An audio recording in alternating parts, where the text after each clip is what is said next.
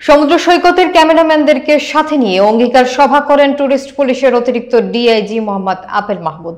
আজ সকাল 10টার সময় টুরিস্ট পুলিশের সম্মেলন কক্ষে এই সভাটি অনুষ্ঠিত হয়। আরাফাত শিকদারের তথ্যচিত্রে থাকছে বিস্তারিত। উক্ত অনুষ্ঠানে উপস্থিত ছিলেন কক্সবাজার পর্যটন অঞ্চলের সকল স্তরের ব্যবসায়ীবৃন্দ।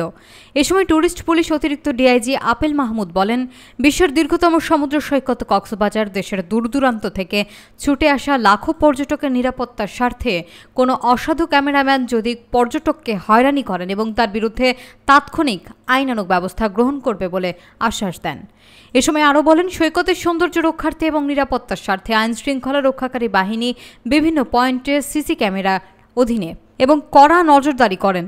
এ সময় অতিরিক্ত ডিআইজি আপেল মাহমুদ আরও বলেন, নান্দনিক শহর কক্সবাজারকে সুন্দর একটি পর্যটক অঞ্চল উপহার দেওয়া এই দেশবাসীকে মাদক এবং সন্ত্রাসমুক্ত পর্যটন অঞ্চল হিসেবে গড়ে তোলার আশ্বাস দেন। টুরিস্ট পুলিশের অতিরিক্ত ডিআইজি আপেল মাহমুদের এমন পদক্ষেপ দেখে সন্তুষ্ট দেশের দূরদূরান্ত থেকে ছুটে আসা লাখো পর্যটক। এর মাধ্যমে টাকার বিনিময় হবে। মানি রিসিটের বাইরে যদি কেউ টাকা আদায় করতে চায় তাহলে তাকে সাথে সাথে চাঁদাবাজির মামলায় তাকে গ্রেপ্তার করা হবে। এই ধরনের হুঁশিয়ারি আমরা তাদেরকে দিয়ে দিয়েছি।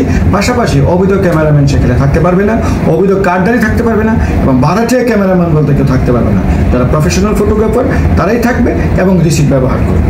সর্বাগ্যে পর্যটকদেরকে হয়রানি একদিনের জন্য আর বরদাস্ত করা হবে। ধন্যবাদ।